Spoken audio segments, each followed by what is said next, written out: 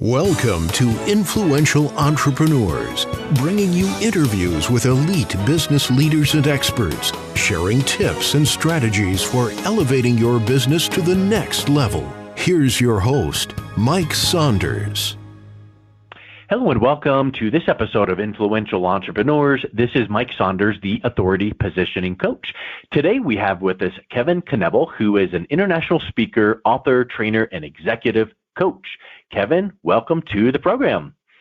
Thank you for having me, Mike. How are things in beautiful Denver? You know, beautiful Denver is amazing. I literally remember growing up in a smaller town in Virginia and thinking, this is all I know. I wouldn't want to go to the big city of Richmond, Virginia, you know, that big city. And then here I am in Denver for 20 plus years going, man, Richmond's a drop in the bucket compared to Denver. And I was interviewing someone earlier today that actually happens to be in the Denver area because it's so rare that I talk to people from the area. I talk to people from all over the world, right? But anyway, I said, hey, do you remember years ago, there's this big highway construction project called T-Rex? And in fact, I think you were familiar with the area. Do you remember what that project was? Vaguely, yeah. Well, the main highway going up and down, you know, the whole state of Colorado is I-25. And basically back, I don't know, 15, 18 years ago, they widened it from 2 lanes to 4 or 4 to 8 or whatever. And it was like, oh my word, traffic was bad enough. And now you've got construction for 2-3 years. It was just unbearable. And so I was recounting to this person, you know, hey, I live here in Arvada and you're down in, you know, Colorado Boulevard and down south of the tech center.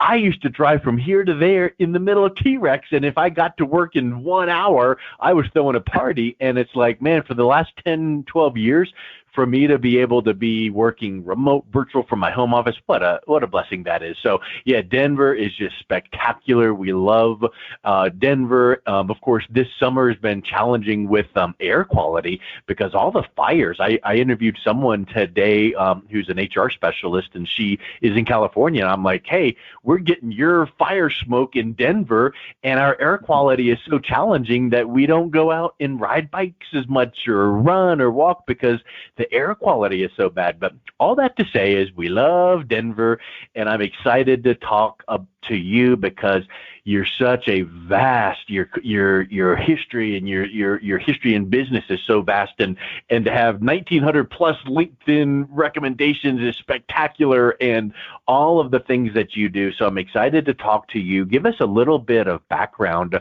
on yourself and what's been your entrepreneurial journey. Well, thanks, Mike. And yes, I lived in Colorado for 15 years, and yeah, I totally get what you're talking about. Yep. I'll give the quick backstory. I was born and raised in New Jersey, where they eat their young, and after college, I became a professional piano player in the New York City area. In the early 90s, when I started having mouths to feed, I was forced to change occupations. I couldn't find anything, so I got into 100% commission sales, which could not have been more outside of my comfort zone, but I was forced into it. I never really studied sales skills. I learned that if you can create, nurture, and deepen sincere and authentic relationships, that'll get you all the sales you want. So I ended up doing a deep dive and not reading, but studying everything that Dale Carnegie had written, everything that Bob Berg had written, things about emotional intelligence. And I was blessed that I went from never having sold a thing in my life to becoming the top salesperson for 4 separate companies in 4 separate industries, including being the top salesperson in the world for an international consulting company in 15 countries. In 2003, when LinkedIn launched, on a fluke, I got on LinkedIn 60 days after it launched, and used it in my sales efforts. And then around 2007, 8, 9, people started asking me a lot about how to use it in sales. I left my sales career, and for about the last 12 years, I've been kindly asked to speak in about 1 city per week, someplace on the planet. Most of my audiences are in financial services, but not all of them. But I'm basically showing people how to take time-tested and proven people skills and combine that with modern communication technology like LinkedIn, Facebook, and Twitter. And I've helped my clients generate over $400 million in premium assets under management, clients, referrals, and all that kind of stuff. So that's That's the fast version. Well, I think that hearing that, my mind is racing to about a 4-hour podcast episode here. So we need to keep the reins in. But I will tell you this. My MBA is in marketing. I got it about 10 years ago. And one of the big things I feel like was missing is how to take academic knowledge and meld it and integrate it with, things that are actually happening in the real world. And I think you get, the 2 chapters on, social media. And unfortunately, I feel like B2B salespeople or salespeople in general think that, social media, I'm doing social selling because I liked this, shared that, commented here, yay.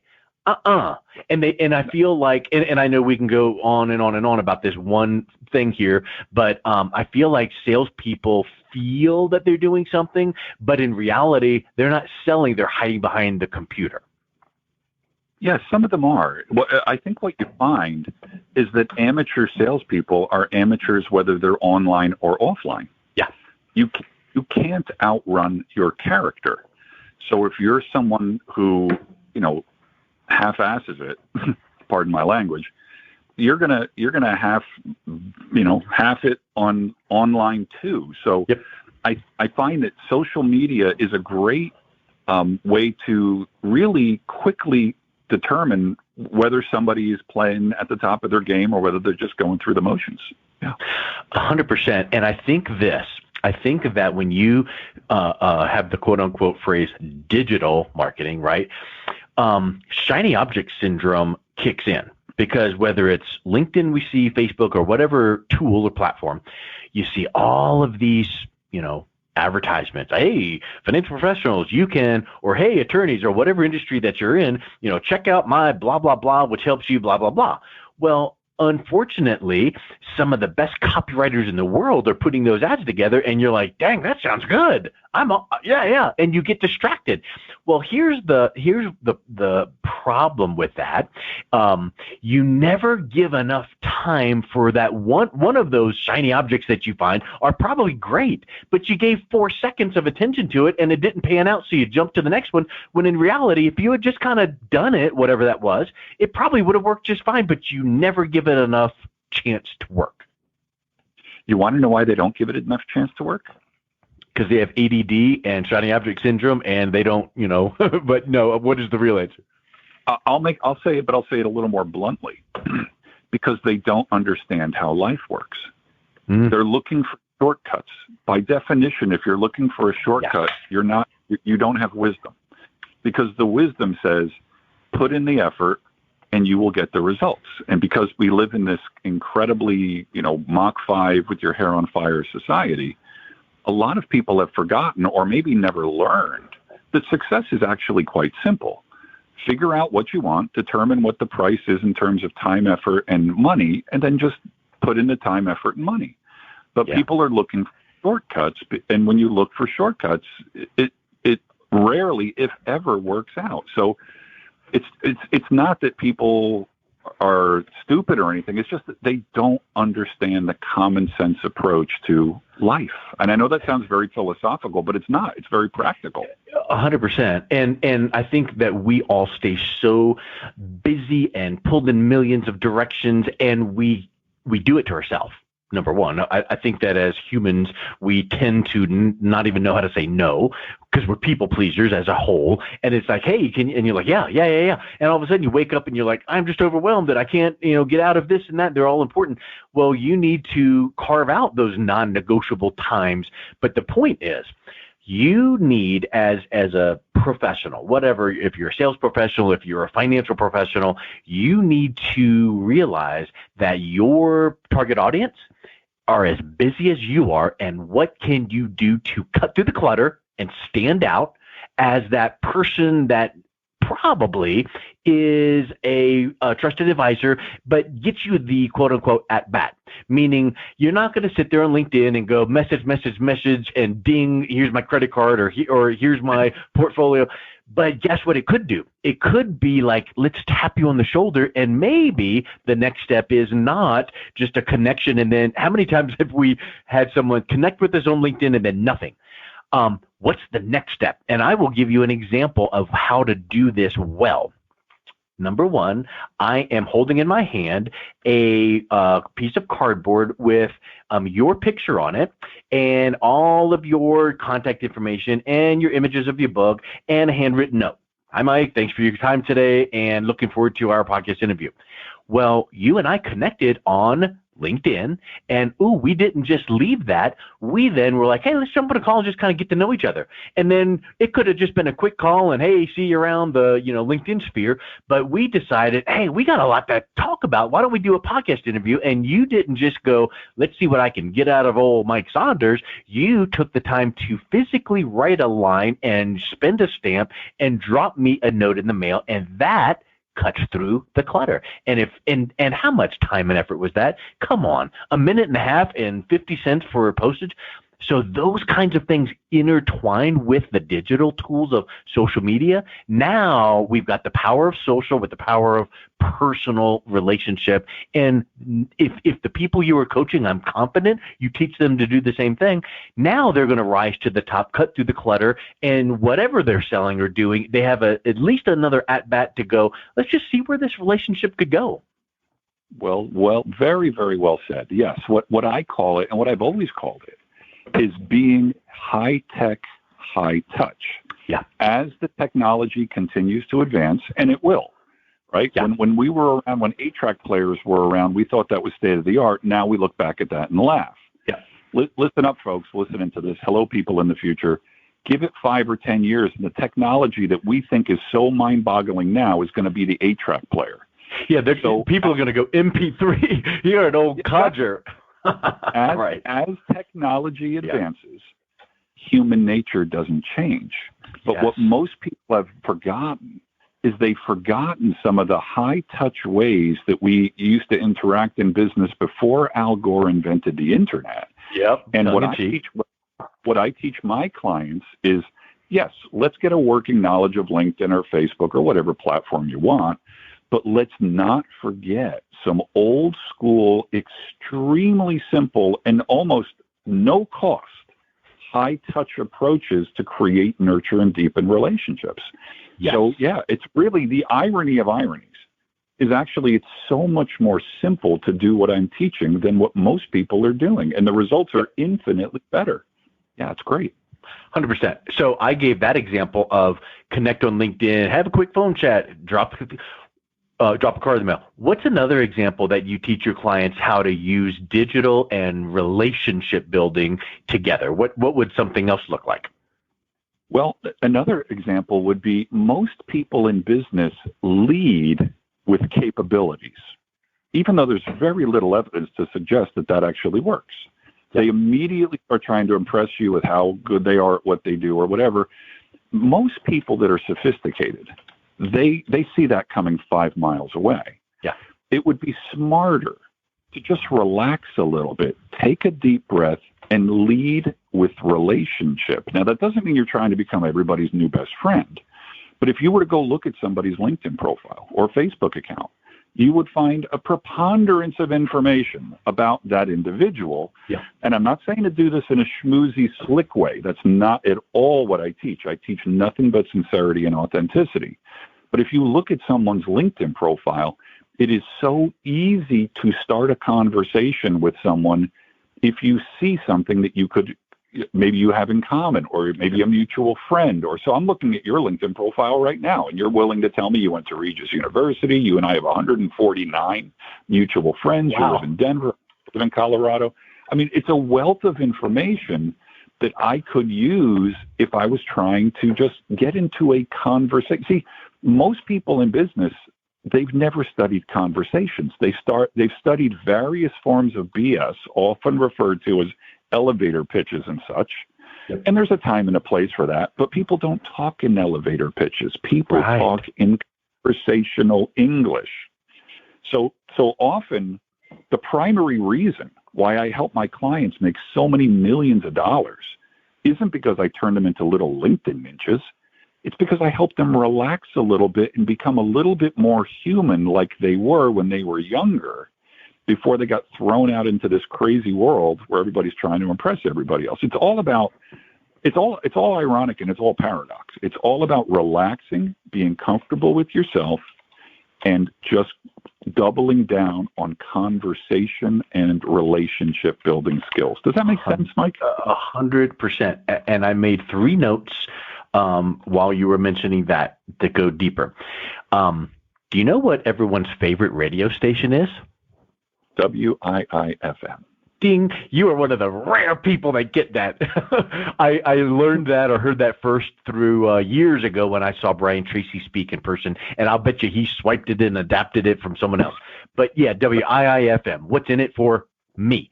Well, if we realize that what's in it for me works, it's not what's in it for Kevin Knebl to then what can I get for my target audience? It's you flipping it around going, my target audience needs to realize what's in it for them in connecting with me, so I need to give it to them. Huge aha. I didn't become the top salesperson for 4 different companies in 4 different industries by accident. I doubled down on exactly what you're saying. It's not about what's in it for me. It's about creating mutually beneficial win-win relationships. And have you ever read the book or read books from Harvey McKay? Sure. Yeah. As a matter of fact, I teach one of Harvey McKay's system, which is the McKay 66. Okay, so if you were to, if real time, go right here to my computer, the second thing that I typed in when you were talking a second ago was McKay 66. And I feel like, so in a nutshell, my interpretation of that is he taught all of his business development salespeople, here's this list of 66 points of interest / questions. You need to complete it for every single one of your accounts so that you get to know them. But it's not meant to be, hey, Kevin, let's grab that coffee. And then we pull out this piece of paper and go, okay, question, what is your favorite? Where did, It's a guide to guide conversations over the long term of the relationship so that ultimately it's filled out so that you can then connect with people and go, ooh, Kevin is and goes to whatever school or went to this school. I'm going to pick this little tchotchke up for him. So I think that too many people like the concept of like a McKay 66, but then they just view it like a task to check the box and go, and then it now moves from being relationship building to just like a drive-by. Most people just don't fundamentally understand that they're in the relationship business regardless of what their product or service is. Mm-hmm. Most financial advisors think they're in the financial services industry, and I get that they are, but they're really in the relationship business. And I'm not saying that. Anybody can say that. But you can always tell a tree by the fruit it bears. Is the advisor doing the things that lead to long-term, mutually beneficial win-win relationships, or is the advisor just trying to pick up high net worth clients? Yep. The evidence is staggering when you look at it. Most of my clients, when they come to me, they're already very successful. And then I show them, there's probably some things maybe you did 10, 20, 30 years ago that you just innocently stopped doing. But if we incorporated that back into your workflow, you would probably see like a 10x result because, number one, it works, and number two, nobody else does it anymore. Yes. So it's a breath of fresh air. You're absolutely correct. Anybody can say they're in the relationship business, but look at what they do. What we do speaks so loud that what we say others cannot hear. 100%. And guess what? You should. I'll probably butcher the intent of this quote, but it's something to the effect of, you should communicate the benefits of fill in the blank, and when possible, use words. Meaning, when you talk about relationship building, yeah, you can talk till you're blue in the face or write articles or whatever, but you should just do it. And you should be that living example of doing it so that people go, oh, that's how it's done. And I gave the example of you sending me that note that I have here. It's on my desk. I think it's amazing. I'm probably going to keep it here for months, and it's going to have quote unquote shelf life. I've already used it in a podcast interview example to go, this is the way you do things. Here's something else that happened today. Are you familiar with the video software called BombBomb? Yeah, I know the CEO in Colorado Springs. Okay, so Ethan. Yeah, I got a video email from Ethan today using their software because I had interviewed him on my podcast. I had bought their book. I had done a review on their book online. So he sends me this video email, and he, in the subject or in the body of the email, hey Mike, and I'm like, okay, whatever, bracket, first name bracket, so anyone can customize that. But the video, I click on it and it's like, hey Mike. So he took time to recognize I had done this review for the book. He shot me this quick video. He goes, we're launching out a new book. It's in pre-launch right now. It's coming out in whatever, October. And if you buy, this many, here's the link, buy, pre-order, and give you these bonuses. And I'm like, okay, hold up. I love books. I read all the time. And I loved his other book, Humanize Your Business. And it's about what we're talking about right here, talking about video, but you can say to humanize business in any other, fill in the blanks. But here's what happened this morning. He took the time to do that. I went, click, purchased the Kindle, took a screenshot, sent it back to him. And I'm like, hey, good to connect with you. Thank you so much for that personal video. Just bought the book. Good luck. And send him the screenshot. And he's like, and he replies right back. He's like, awesome. Thanks a million. Here's the bonuses. Hope everything's going good up there for you. Meaning I'm in Arvada, Colorado, which is about an hour and a half from Colorado Springs. He knew where I was. He remembered, right? That's relationship building. Write this one down, folks. Duh. Yeah. Write this one down, or picture this in your mind with a microphone. Drop it and done. Everything that Mike just said makes total sense because there was evidence that a relationship is being built. Yes. Most people, they'll say, it's all about building relationships. And I say, show me the evidence. Show me what you're doing on a daily basis to identify the people you want to work with, what you're doing to create sincere and authentic relationships without the commission breath. Yep. Show me what you're doing. And usually it's a lot of humana or deer in the headlights. What you did was so simple and also so correct. It was just the right thing to do. You did the right thing. And there's a thing called karma. Seth Godin talks about being remarkable, and he says you need to do things that make your actions worthy of being remarked about. And in reality, what Ethan did was quick and easy and custom and personal, and he could have just blasted out an email going, hey, you bought my book, and I would have ignored it. But guess what happened? I took action, and his whatever commission he personally made on that $11, Kindle book, whatever, who cares? Right. It's not, that wasn't the point. No. I am talking about this right now, and maybe someone is going to listen to this in months and months to come, and someone might be going, doggone, Bum and Ethan, I'm going to check out that. He might make more book sales because we're using him as a great example of how to do things right. And I just think that is so powerful because when we, as salespeople, and you coaching people in many industries, but financial services, what more personal way is there going to be where people must develop relationship, because that is a personal topic. There are few things more intimate than your doctor, your financial advisor, your CPA, your attorney. And it amazes me how many of these financial advisors who are intelligent people, but they don't really have a background in sales and marketing, and they end up trying to get visibility the way you would sell widgets. They're not selling widgets. They're in the relationship business. Yeah. Right? It is beyond unbelievable to think.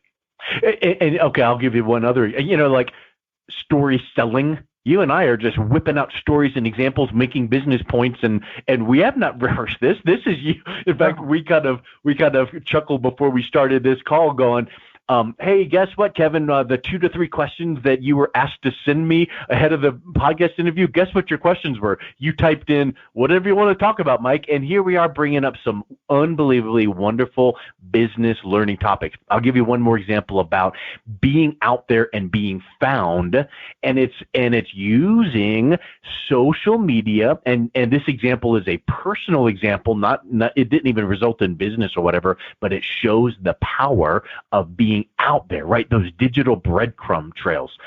My wife and kids, and I play acoustic guitar, but my wife is a professional vocalist. They all play instruments, and they are wonderful singers. And my wife and three daughters have this really interesting rendition of the national anthem, and it's just spectacular. It's not overdone. It's really, 4-part harmony. Amazing. So anyway, my wife teaches at Colorado Christian University. I teach online there as well. One of my kids graduated there, and they were asked for about, 5 or 10 of the basketball games, hey, sing the national anthem. And we're like, cool, yeah. And so I videoed one of them singing it, and I posted it up on our YouTube channel, and it went online, and we're like, okay, yeah, whatever. We, the 12 hits we get, we're not doing for any other reason other than it's just interesting. Well, one day, and this was about, 4 or 5 years ago, we get this phone call and I distinctly remember it was a Monday.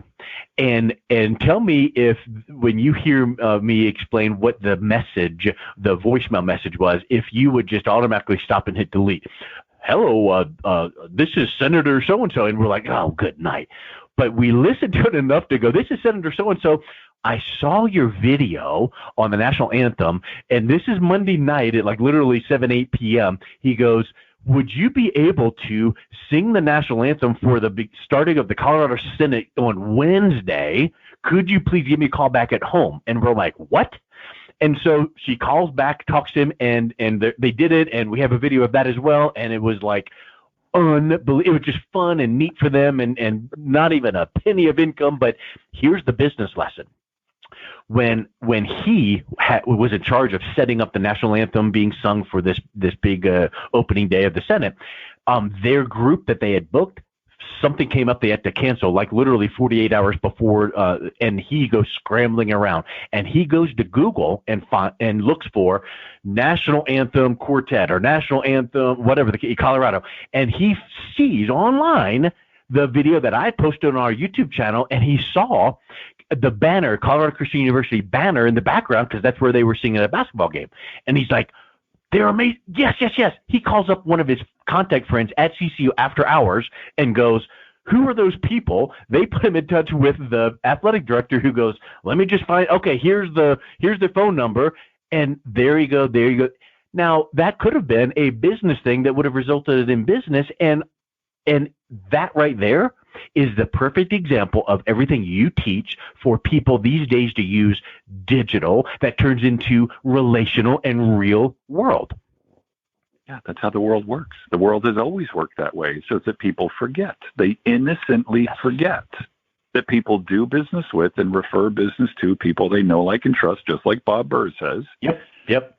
And everybody agrees that's true. I stand on stages all around the world. I look at the audience in the first 5 minutes and I say, is there anybody in the room that would disagree with the statement that all things being equal, people will do business, refer business to people they know, like, and trust? Nobody disagrees. Then I hold up a $100 bill and I say, the first person that can come on stage and tell me what you do on a daily basis to create sincere and authentic know, like, trust relationships, you can take the $100 bill. For the last 12 years, I have never had a human being come up on stage and take the $100 bill. And that proves that there is a world of difference between an intellectual understanding of something and an experiential understanding of something. Wow. I knew that I should send you that card because it's the right thing to do, but instead of just knowing that I should do it, I did it. And you know what? Have you ever heard this statement before? What's easy to do is easy not to do. Not to do. Exactly. So it all comes back to what I said at the very beginning of the interview. People innocently don't understand how life works. Yeah. And therefore, they look for shortcuts. The shortcut is figure out what it's going to take, pay the price, and then enjoy getting what you want. Yes. Well, Kevin, I think that we could probably take our first big deep breath and go, okay, phase 1 of the interview done. Let's go to the other 9 hours, and we could still keep talking. And it's unbelievable how much in alignment we are. I love what you do, what you stand for. Let's wrap up with this. If anyone listening to this is interested in learning more about Kevin, his keynotes, his programs, where will they be able to best find out more about you and connect with you? Well, thanks for asking. They can go to kevinknebl.com. Knebl is 5 letters, Knebl. Could I please buy another vowel? kevinknebl.com. They can connect with me on LinkedIn, and they should mention that they heard me on this podcast. And if anybody wants to email me and ask for my LinkedIn templates and my LinkedIn cheat sheet that I normally charge money for as a gift from me to your listeners, Mike, all they have to do is just mention, I heard you on Mike Saunders' podcast. Could you please send me your LinkedIn cheat sheet and templates, Kevin, and I'd be happy to send it off to them. Awesome. Thank you for that. I will make sure that offer and your direct link to the website is in the show notes. And thanks a million for coming on, my friend. It was really great talking with you, and I wish you all the best. Mike, thank you so much. I love you, brother. Have a great weekend, and I hope we get to talk again soon. Thank you. You've been listening to Influential Entrepreneurs with Mike Saunders. To learn more about the resources mentioned on today's show or listen to past episodes, visit www.influentialentrepreneursradio.com.